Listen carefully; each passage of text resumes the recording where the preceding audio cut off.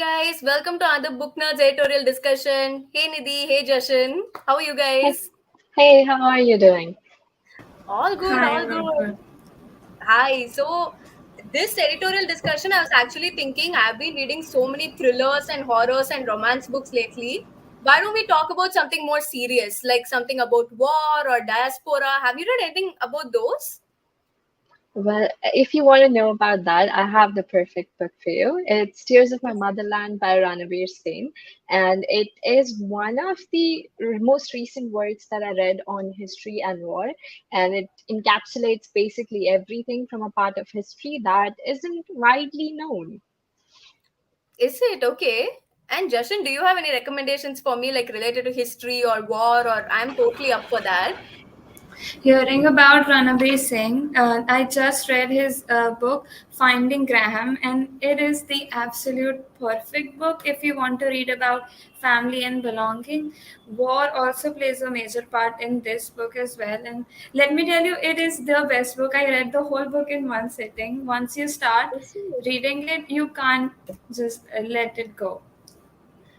That's great. Actually, such a coincidence. Both of you are telling me about Ranabir Sen because tell me a bit about the themes then, guys. Because both of you are saying there are like war themes in it. There's a lot of history playing around. How has the author brought these themes into these books while maintaining the fictitious stories?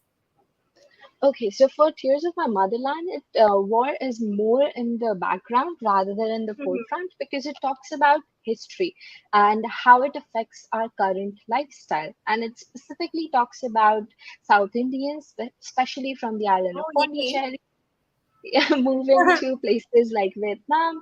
And then Vietnamese people, struggling under the rule of Japanese invasion and how it all affected their economy and their culture, basically. And Mhm. how I think we're all so used to the British colonization and how it is in the forefront, and everybody knows about the colonies, that these little stories are a bit left out from the narrative. So I really enjoyed reading about that. So that is how war is in this, and diaspora is the major theme, being displacement as well, and then you feeling again, as Josh mentioned, the belonging.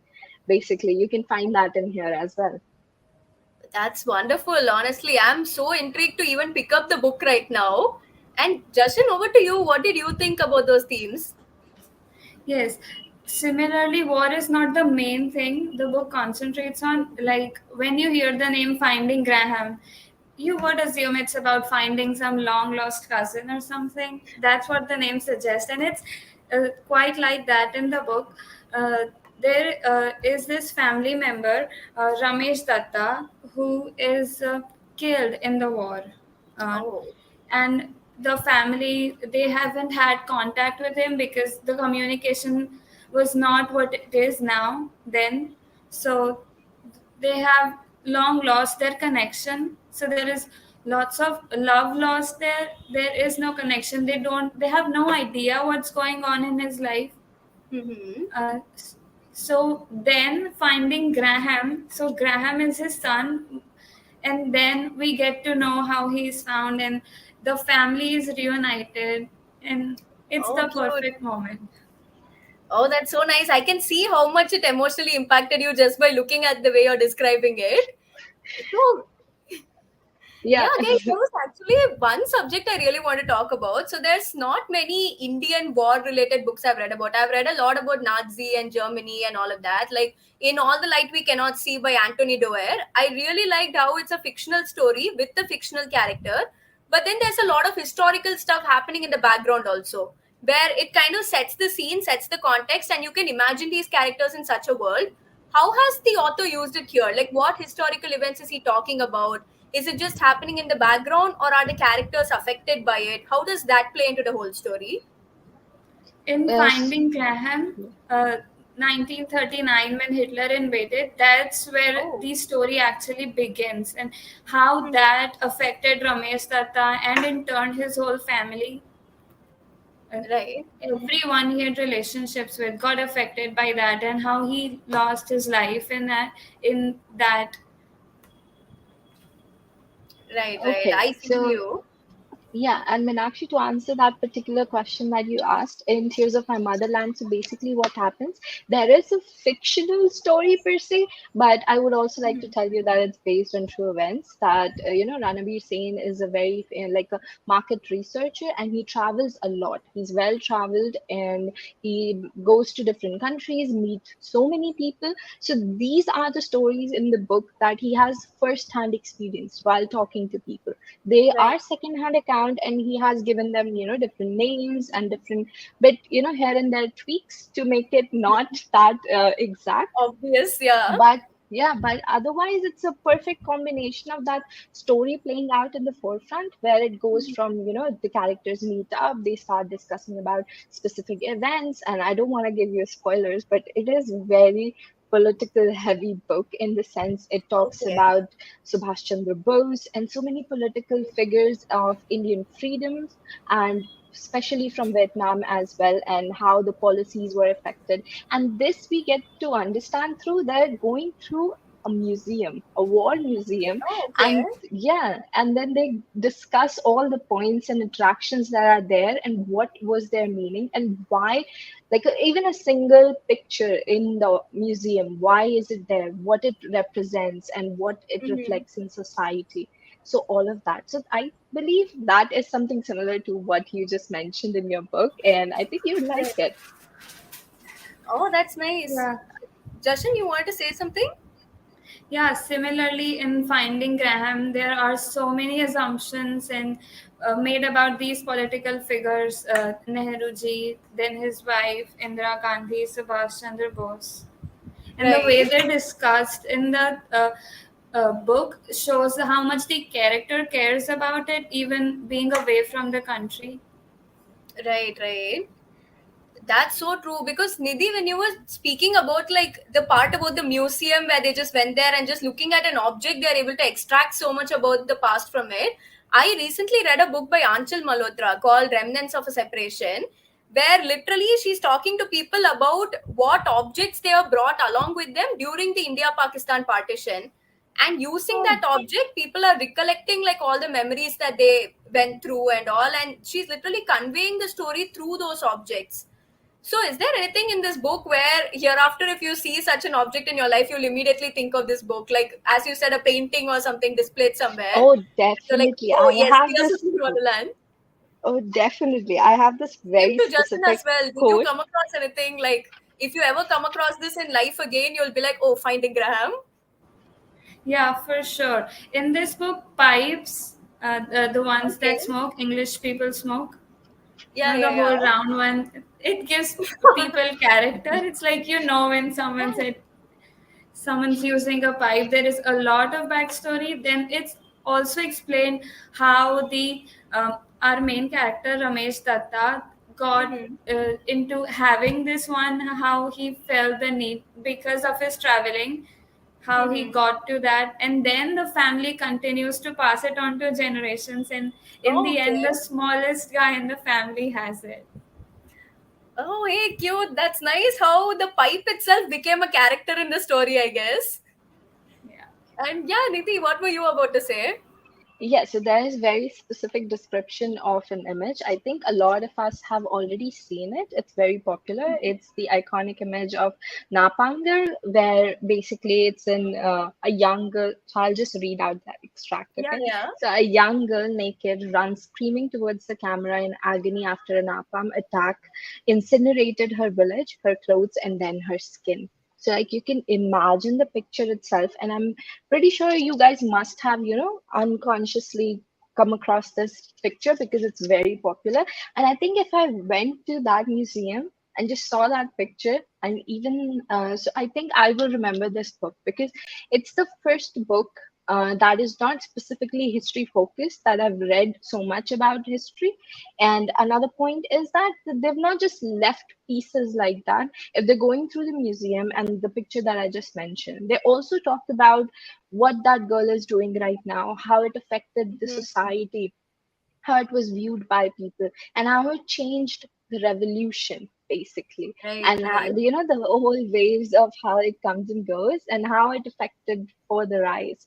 So I think that is one point I will always remember from this book or think about it. Definitely. Actually, when you were reading it out, I was visualizing that scene from Train to Pakistan by Kushwant Singh, Yeah. where he, especially towards the end, he has gone into such gory detail about what things are happening. Was there like, are there any trigger warnings in this book just to get out of the Oh, way? yes. I think I would Okay. like to give sort of a warning here that people who are, this is too much information to a point where it feels like you guys have seen that Indiana Jones movie at the end where the Yes, lady I has have. all the information and her brain is about to Yes. burst. And it just feels like that because there are so many tiny conversations that you would not even think about. Okay, you read a piece of history. Okay, this is a war museum and something is happening. But in this book, you know why it happened, what are the people doing right now, how it affected people in the past, and how it's changed the future, and how it's continuing basically every step of the event. And it just feels like too much. So I think that is one warning. And another, as you mentioned, the gory details. Of course, there are discussions of war. So there is something that everybody should be aware about. If you're not comfortable with it, I would not suggest that you do that because there's a lot of just pure sadness in there. Underlying Oh. sadness of people moving from one place to another and losing everything. Mm-hmm. Yeah, just to know to you as well, like, are there any trigger warnings or something that really affected you in this book? Like, I wish I knew this before I went into it. Well, it's basically how war affected people. We have never been through it, so we never imagine how it might affect our family and the people who we care about. If anything happens to us at any moment of time, after losing his life in the war, all his family got was a trunk in which all of his belongings were there, whatever was left. The Mm-hmm. letters he wrote and sent to his friends, what was sent to him, and that was all that was left of his whole life.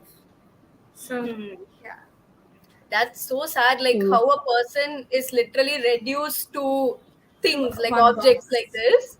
I know. I am like getting goosebumps just listening to you guys because I remember reading a book called The Boy in the Striped Pajamas by John Boyne.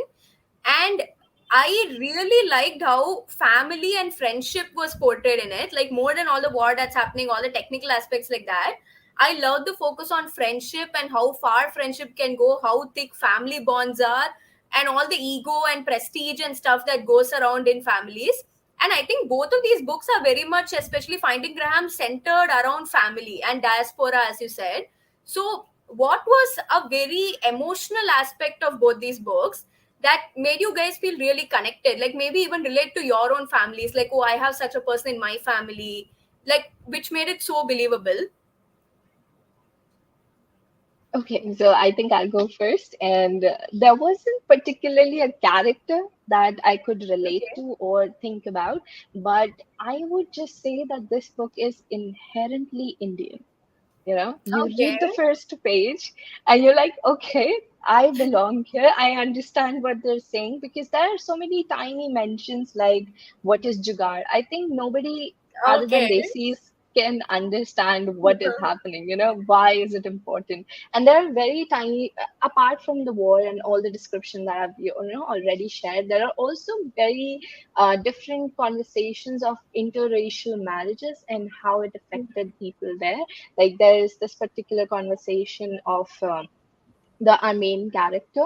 He gets on a plane and he finds this Vietnamese guy, and he's very concerned because his daughter is into Indian, and he doesn't know Okay. anything about them, and he has really prejudice around the whole fact.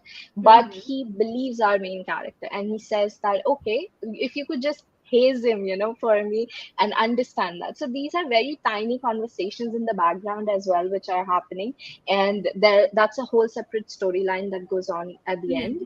But these are the conversation around it, and the way the main character's monologue are, the way he interprets things are Mm-hmm. Indian completely, Okay. and that is where you can relate to it. Right, right. Yeah, I observed similar things here. The way in how we as a family sit together and talk, it's different than people do in other countries. So the way it is so beautifully shown in this book, you like, when you're reading it, that we know this happens in India. Nobody Yeah. would else would understand, like, okay, this is how people behave in their family. Yeah, this is definitely a cultural reference, I think I would say. Yeah. Exactly. That's why actually I love reading Indian books because of how close to home they are. Even if they are just talking about a place like Mumbai or Delhi and they're just quoting some places like, oh, I went to this place and I saw this or this tourist attraction, I can literally visualize it over there because I've also been to those places. So I guess that parallel was very nice in what you guys said. I So, would say so, particularly, but it also involves other countries as well. I've not been to Vietnam personally, so I have no idea. But the descriptions are specific. As I read out the whole thing to you guys, and you could understand from just those two sentences. I imagine that this is the writing style in the whole book. show, don't So tell. yeah, so it's mostly that, and it's dialogue heavy. I would also say that there are a lot of conversation going on. So I really prefer that. Instead of long ass descriptions of everything, there are proper dialogues, and you can follow the conversation. So that's interesting and fun. Yeah, Definitely. similarly, it's not just a narrative of one single person. Everyone in the family, we can see how they're thinking, what they're thinking, how they are conversing with everybody else in the family, and then they all come together. The love they have, it's absolutely amazing. The way you're describing Finding Graham actually reminds me of To the Lighthouse by Virginia Woolf, Oh, where the whole nice. family is just talking. Like it's just about getting to the lighthouse to like have a picnic or something. And once they do that, you get this happy moment like, yes, they finally did it. I guess Finding Graham's ending was like that, where finally everything works out and you're like, I was waiting for this for like 200 pages. It's finally Yeah, yeah, done. for sure. Oh, nice, nice. How was that moment like for you? That euphoric moment at the ending of the book where you're like everything tied up together and everything was sorted out. It was so like, when the character Joy, she's Joyce in Joy. I don't know how to pronounce her name, but the she is the most curious person in the family. Her husband, he is related to the family, and just give me a minute. Yeah, yeah, take your time. So Joy, she is very curious person. From the moment she starts hearing about Ramesh Datta from everybody, she has this feeling that she needs to find out more, and she goes on finding out more about it. And she finally discovers who Graham is, and she tells everybody in the family, and everybody's so overjoyed about finding their long lost cousin. It's Mm-hmm. And when they meet, everybody's in tears and they're hugging each other, and it's the Oh. best moment.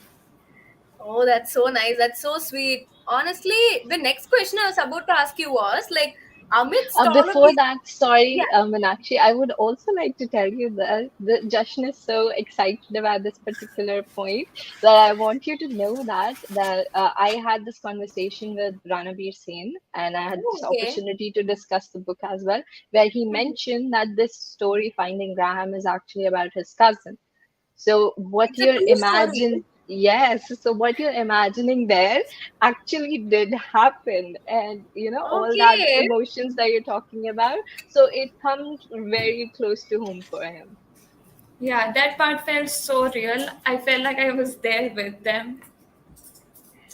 Guys, honestly, this is changing things entirely for me because all of these stories, even I was about to quote The Book Thief next, where everything is like historical events woven into fiction. But now you're telling me it's historical events woven into partly true life incidents, which is like a whole new league to write about. Tell me about that. Like, how was that experience like when you're reading the book and then you realize it's partly true and then all these historical events are there which makes you think like these are also true no matter how gory or horrific they were, it has actually happened, people have actually endured them. How was the historical aspect woven beautifully into everything together? So I would say it was very specific in terms of Tears of My Motherland. How was it that uh, I want to talk about this one particular section where the writer itself talks about the various reforms that were mentioned, even policy reforms to the date and year, and how the land affected, how the agriculture was affected in that particular year. That those are so true, and the whole story around Subhash Chandra Bose and the disappearance and how mysterious it is. Till now, I think there are hundreds of books written about that particular fact, and everybody just keeps on exploring that particular aspect. And it is explored here as well, based from a person who somehow was related to the revolution, the freedom fight in India against the Britishers, and the whole story centers around it. There's royalty as well. And actually, I would like to Okay. add another point here. There's royalty, long lost Mhm. lions and how they affected. And there are so many different cultures here. I think that is one thing I really enjoyed, apart from being, not fantasy. So almost true story Mhm. with some elements of tweaks here, because again, it's a book. And third point being historical, there are royal elements to it. Fifth point, I would also say that there are so many specific points of description that changed history. Not Mhm. just that. If we remember Rosa Parks, that's a one particular moment in history that everybody knows about. And here there are specific tunnels in Vietnam that are very famous for people, slaves that we call them. Right. They used to call them Japanese invasion because of that, and how they changed it, how they dig through the land to just save themselves. Like, and imagining that particular moment, you think about, oh my God, like we're living in a totally different world, and it transports you to a point that you're just overwhelmed by everything. Yeah. As like at least I was. Yeah. Definitely, definitely. And it also quotes numbers as well. Like here is particular, like almost 45,000 Vietnamese men and women died defending the Chu Chi tunnels. That's basically the original tunnels that are there. And you can still see them. Like you can hear about, you go to Vietnam, you can visit them, you can learn about them. And it's Like the something that catacombs, I exists. guess. Yeah, I'm sorry? Like the catacombs, I guess, where you can go and Yes. still find the bones there. Yes, everything. So it's just how people stood up no matter what for themselves, no matter which year it is, what is happening. There's always something that comes to the forefront, and you have to sort of fight for it. So that is also the underlying meaning here. So that life is worth living, and you have to fight for it no matter what year it is, century it is. And it has nothing to do with particular weapons, but life is hard anyway. Definitely. And I guess the most impactful thing here is how you said 45,000 people. He didn't just generally give a sweeping statement like hundreds of people, thousands of people. 45,000, that actually impacted me a lot while hearing it. Like, this really happened. And And this is something very specific. I'm sorry that numbers yeah, and yeah. days and years are very Mhm. specific in this book. That's why I enjoyed it more, because you can look up and more do more research about it. It's not Yeah, just the yeah. end here. Definitely. Because it's already probing me to read a bit more, even learn a bit more about the author's biography to see where he came from and learn more about that for sure. And Justin, over to you. Like, what did you think about the book, about the historical aspects? Yes, similarly, in Finding Graham, there is letters that are written by the author and to the author, Oh, by Ramesh Datta and to him by different people during the timeline when he went to London to study, and the dates, and there is this much time has passed, and then he got the other letter, then he received a correspondence from his family. They show like how far he was from then, how much he was not able to communicate, not knowing what's happening with everybody in your life. That was showed here. Shown. definitely, definitely. So, right before we wrap up, guys, I just want to know about like the writing style of this author because saying it's actually a true life incident, but bringing in fictional aspects and history as well. I don't think he could have gone a first person like I saw this, I did this, or he couldn't have openly been like Ranabir saw this or Mr. Sen saw this or anything. What was the writing style like, and how was it useful in connecting to the whole story? All the characters, they are all given a narrative, and when they talk about other people, to their spouse, to their family, it's very intimate and authentic how everybody talks, and their personal uh, life and emotions are reflected there. Uh, Mm-hmm. it's given like characterized everybody. There is this world built around them. It's Mm-hmm. very good Just how the Awesome. way all the Jashan is characters. explaining, I think it reminds me of, sorry, taking examples from Meenakshi. Have you guys read Heroes of Olympus, the second Yes, version I in the have. Percy Jackson, where Yes, I everybody have. gets a chapter and the story just moves on? I Yeah. think it's sort of similar to that, the way you're explaining it. Yeah, and it's like perfectly mentioned who is saying what, and in their like where they are, their location, in whose house they are talking. So we get a very clear picture of what Mm-hmm. exactly is happening in the book. Yeah, I would also say that since we're talking about the same author, the writing style is very similar. So all the things that Jashan has already mentioned are there. But on top of that, I would just like to say that it's descriptive, specific, and quite entertaining at times because, as I said, the monologues that he has used, and there are no infliction of his own life, basically. It's based on true Okay. events, but it does not seem like a point where it's like heavily, okay, this is all I know. This is like, Mm-hmm. that's not it. You can still understand this is a separate story that's going on. So I Mm-hmm. like that. And but there were just a little bit of shortcoming is that the, it could have been a little more specific in terms of the Okay. conversations. Yeah, that's all. I think that was Okay. my I personal am a bit, understanding.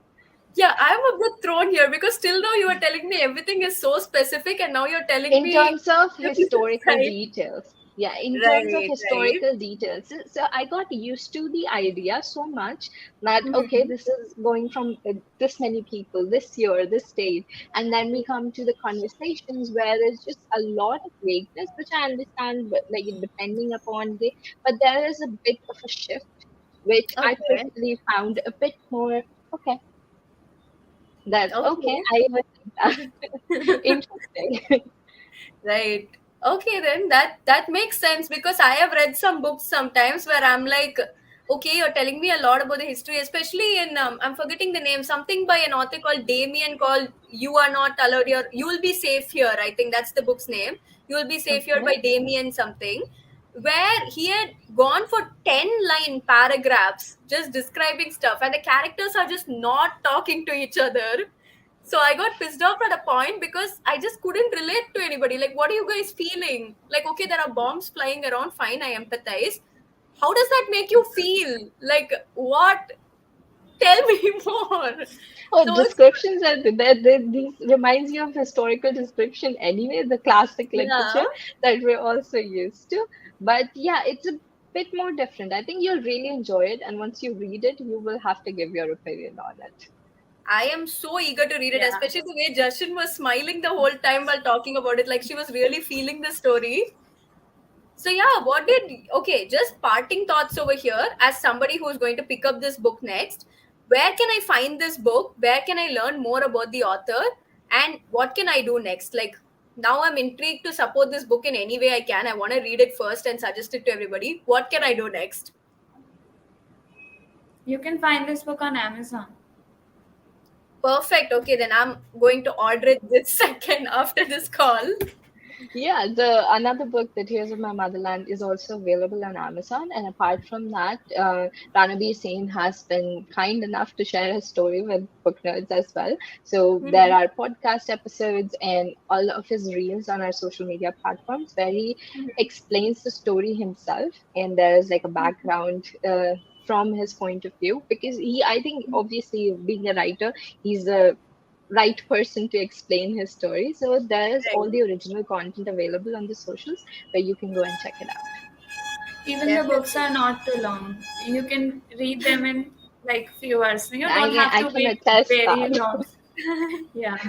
Definitely. I know The Book Thief was like the longest book I read back in school, around like 500, 600 pages. So this is a breath of fresh air compared to that. But yes, guys, thanks so much for talking to me about these books, and thanks for everyone who's watching till now to this editorial discussion. And stay tuned for the next one. Do pick up these books, and whether you guys do or not, I'm going to pick it up right now. So thank you. Thank you for watching. Thanks, guys. Thank you. Thank Bye. you. See you guys Bye. soon. Bye.